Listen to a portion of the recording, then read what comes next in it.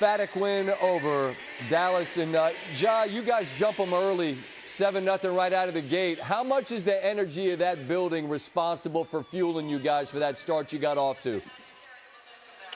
Very responsible. Obviously, we feed off their energy and always want to protect home court in front of them. And they came and showed out, big time for us today and helped us get a win.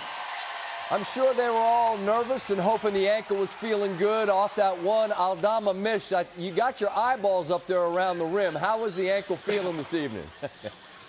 I couldn't feel it. I think that's why I was out there. I understand, right? Your availability is your best availability. I understand that. Hey, you had to go tonight or you got no tomorrow. And this is a team, Ja, that you guys spent most of the year in the top 4. You're not built like an 8 seed. What kind of belief exists in the room with you guys? I kind of thought, we're right where we at, right where we want to be.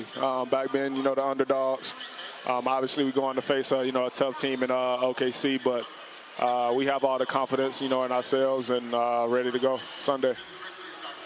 And it is a quick turnaround against an excellent team. But, Ja, ever since you've been there, we know that this team has never run from smoke. In fact, you guys run to it. I know you welcome that challenge. What kind of challenge do the Thunder present? A big challenge. Obviously, we all seen them, over this season. Very well-rounded team.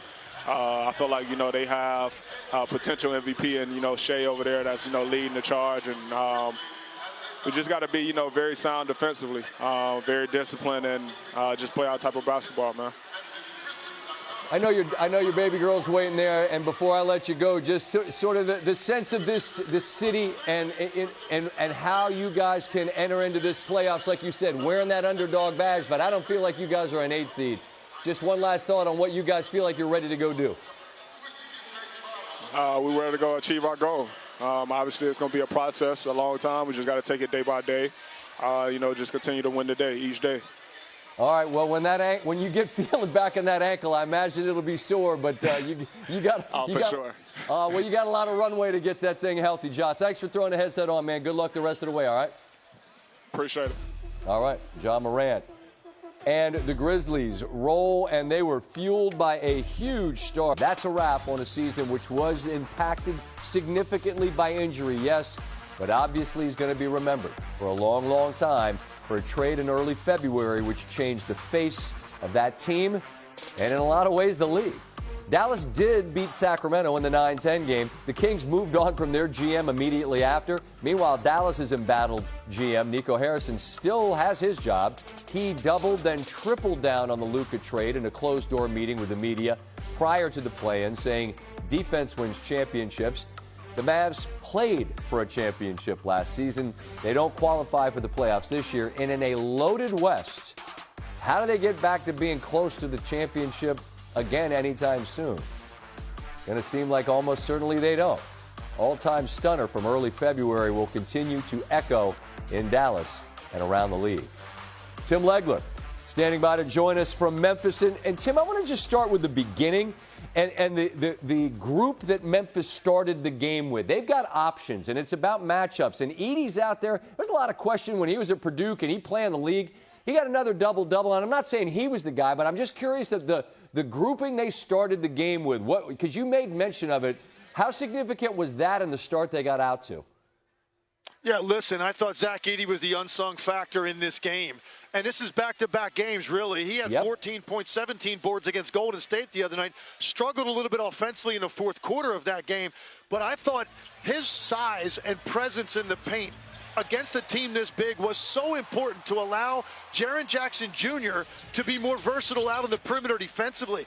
Dallas had very little opportunity on the offensive glass. They didn't get much at all, really, around the rim, despite all of that size. So I thought Edey was a factor. But look, the main factor in this game was the pace that the Grizzlies started this game with, converting turnovers into the open floor to transition, living downhill off penetration. And that's really what got this crowd into the game, created the environment. You saw Memphis impose their style of play. That's what the question was for me going into the game. Which team could do that? Memphis clearly did. #1 in the league in pace, and you saw all of that in the first half. For sure. And look, that's an electric building, and Josh said that they fuel them, they jump them early, score the first 7, they're off to the races, make a bunch of threes. In the same way that Dallas, in a way, won that game with Sacramento with that 44-point second quarter. It felt like the 39-point first quarter created a hill that Dallas just was not going to be able to have the energy to overcome. The matchup that they now face in OKC, this is not an 8-seed Grizzly team. They spent most of the year in the top 4 in the West. I mean, they were separated, obviously, by just a couple games between basically second, third, and then all the way down to 8th. What's your first thought on what kind of problems Memphis can present to a really, really good OKC team? Well, first, I agree completely. I think that's a good way to sum up this Grizzly team. They're not a typical 8 seed. This was a team that at one point was a 2 seed, spent almost the entire year in the top 4 until that late season slide cost them, and they forced themselves into this position. A lot of talent, star-level talent at the point guard position. Desmond Bane is a problem at the 2. They've got a big that's an all-star in Jaren Jackson, who's a defensive force. They've got a lot of depth on this team as well. But, Scott, here's the one thing that they're going to run into. First of all, a team that has given them massive problems over the last couple of seasons. But more importantly, a team in the Thunder that's #1 in the league at preventing points in transition. Oklahoma City changes ends in the floor better than any team in this league, and they get back and force you to play against their half-court defense, which, by the way, is also #1. Defending the 3, defending the paint, and then converting turnovers into points at the highest rate. So you're talking about a buzzsaw defensively that Memphis is going to run on any given night, Scott, to beat anybody in this league in a particular game. Over the course of a series, with what Oklahoma City represents defensively, it's an incredible challenge for the Grizzlies. You got to do it 4 times. We don't have a ton of time. Just a sentence. You know how we do here. Not a paragraph, not a page, a sentence. The series you're most looking forward to as the playoffs get going on Saturday. You got to give me that Clippers Nuggets, man. That is tasty. The Clippers have really injected themselves into the conversation in the Western Conference, the way they played down the stretch, the way Kawhi Leonard looked over the last couple of months with an elite defense around him.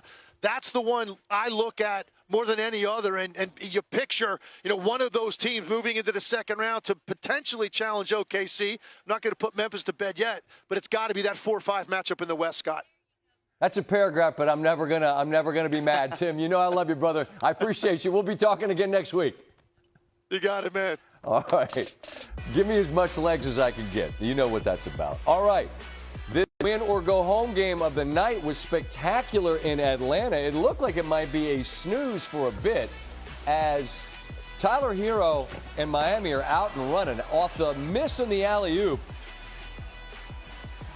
Kyle Anderson, the lead for Tyler Hero, and give me all 3 of these. The Heat. Hello, xin chào các bạn đã quay trở lại với kênh YouTube của mình. Ngày hôm nay mình sẽ tiếp tục đi tô màu để gửi tặng đến các bạn những phút giây thư giãn. Chào mừng các bạn. Rất hân hạnh các bạn đã đến với video của mình. Và để làm được video tô màu của mình thì mình sẽ chuẩn bị những dụng cụ như sau. Đây là bút sáp màu và đây là điện thoại để mình quay lại quá trình mình tô.